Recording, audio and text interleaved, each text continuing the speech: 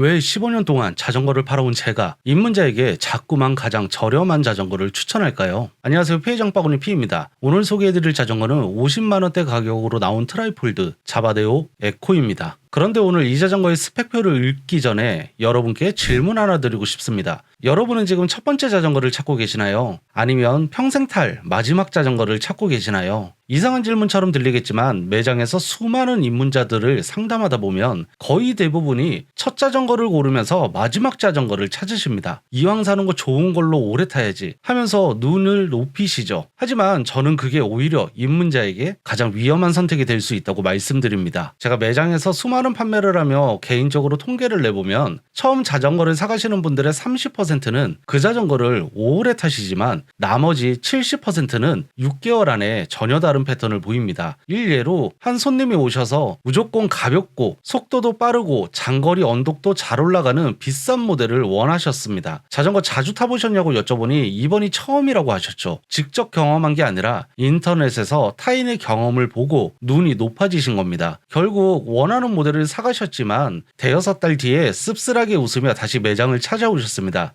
이 자전거 저랑 안 맞는 것 같아요 라면서요. 왜 이런 일이 생길까요? 처음 자전거를 타면 누구나 적응 기간을 거칩니다. 엉덩이도 아프고 변속도 헷갈리죠. 그러다 자전거가 재밌어지는 순간 비로소 진짜 내 취향을 발견하게 됩니다. 아, 나는 속도보다 풍경이 중요하구나. 나는 지하철에 연계해서 출퇴근하는 게 맞구나. 나는 자전거를 간단하게 버스에 실어서 여행을 다니는 걸 좋아하는구나. 이런 걸 타봐야만 아는 겁니다. 입문자는 좋은 자전거를 사는 사람이 아니라 내 자전거 취향을 배워나가는 사람입니다. 그래서 첫 번째 자전거는 최고의 자전거보다 내 취향을 부담 없이 배우기 좋은 자전거야 합니다. 배움에는 수업료가 따르기 마련입니다. 저는 입문자가 치러야 할 수업료가 딱 두 가지라고 생각합니다. 바로 기회비용과 유지비용입니다. 그리고 자바데오 에코는 이 두 가지 수업료를 가장 적게 아껴주는 트라이폴드입니다. 첫 번째, 기회비용입니다. 내 진짜 취향을 찾아서 다른 장르나 상급 모델로 기변을 할 때 발생하는 중고 감가 손해를 말합니다. 예를 들어 똑같이 20%의 감가가 일어난다고 가정해볼까요? 150만원짜리 자전거는 팔 때 최소 30만원 이상의 손해가 나지만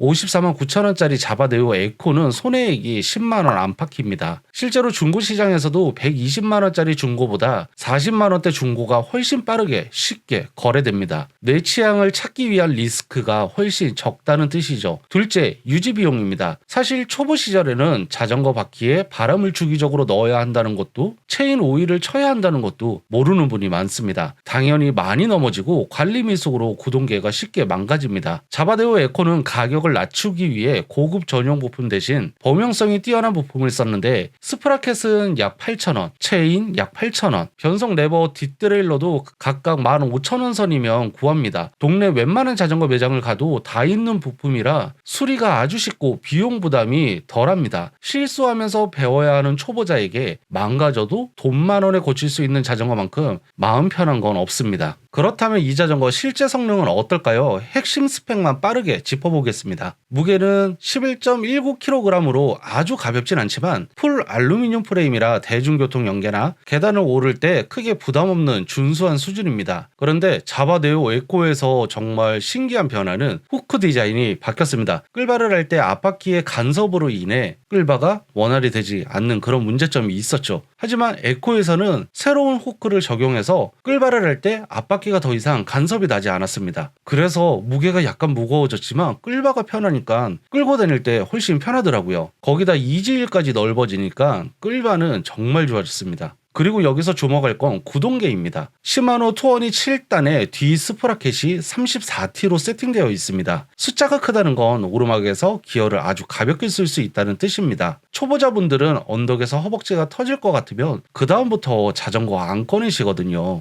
이 모델은 그런 걱정을 덜어줍니다. 특히 오토바이처럼 돌려서 변속하는 그립 시프터를 보시고 저렴한 생활자전거 부품 아니냐 하시는 분들이 계십니다. 근데 이건 오해입니다. 세계적인 구동계 기업 스램이 바로 이 기술 하나로 지금의 회사로 성장했습니다. 오히려 초보자에겐 이보다 안전한 게 없습니다. 버튼이 여러 개 달린 레버는 당황하면 뭘 눌러야 할지 헷갈리지만 이건 안팎으로 돌리기만 하면 끝이니까요. 손이 작은 여성분이나 아이들도 힘들이지 않고 쓸 수 있고 갑작스러운 언덕을 만나도 손목만 획 돌리면 한 번에 여러 단을 빠르게 내릴 수 있어 정말 직관적이고 안전합니다. 실제로 타보면 가격 대비 기대 이상으로 편안하고 안정적입니다. 20인치 셋이 주는 안정감이 있고 넓은 타이어가 노면의 잔진동을 잘 걸러줍니다. 브롬톤처럼 민첩하게 휙휙 꺾이는 맛은 없지만 누구나 올라타도 불안감 대신 안정감을 주는 성격입니다. 많은 분들이 우려하시는 접이부 힌지 유격도 직접 흔들어봤지만 느껴지지 않았습니다. 가격이 낮아진 건 휠셋과 구동계 등급을 낮춘 것이지 프레임 자체는 상급 네오 알루미늄 시리즈와 완벽하게 동일한 구조이기 때문입니다. 물론 아쉬운 점도 있습니다. 접었을 때 폭을 극단적으로 줄여주는 탈부착식 페달이 아니라 일반 페달이 들어갔다는 점입니다. 트라이폴드 특유의 컴팩트한 보관성을 생각하면 조금 아쉽죠. 하지만 반대로 페달 면적이 넓다 보니 운동화나 일상화를 신고 밟았을 때 발바닥 전체가 안정적으로 지지되어 페달링 자체는 훨씬 편하다는 반전, 장점도 있었습니다. 제가 15년 동안 많은 자전거를 만나고 다양한 사람들을 만나면서 내린 결론은 딱 하나입니다. 인터넷 스펙표는 자전거를 고를 때 도움을 주는 지도일 뿐 나에게 딱 맞는 목적지는 결국 내 몸으로 직접 가봐야 알 수 있다는 점입니다. 오늘 제가 이 저렴한 자바 네오 에코의 부품과 유지비를 시시콜콜하게 따져가며 분석해드린 이유도 바로 여기에 있습니다. 어차피 직접 타보기 전까지 내 취향을 알 수 없다면 처음부터 비싸고 좋은 자전거를 사서 모험을 할 필요가 없기 때문입니다. 여러분이 직접 페달을 밟아보며 진짜 내 취향을 찾아가는 그 첫걸음에서 최소한 지갑에 가장 손해가 적은 안전한 선택을 도와드리는 것, 그게 오늘 제가 자바 네오 에코를 제 장바구니에 담아 여러분께 소개해드리는 진짜 이유입니다. 이제 제가 왜 입문자에게 자꾸 가성비 모델을 권하는지 그 마음이 조금은 전달되었을 거라 생각합니다. 이 자전거가 최고라서가 아닙니다. 넘어지고 실수하면서 내 스타일을 배워나갈 때 리스크가 가장 적은 든든한 버팀목이 되어주기 때문입니다. 그리고 그 첫 시작을 함께하기에 자바 네오 에코는 차고 넘칠 만큼 충분히 좋은 자전거입니다.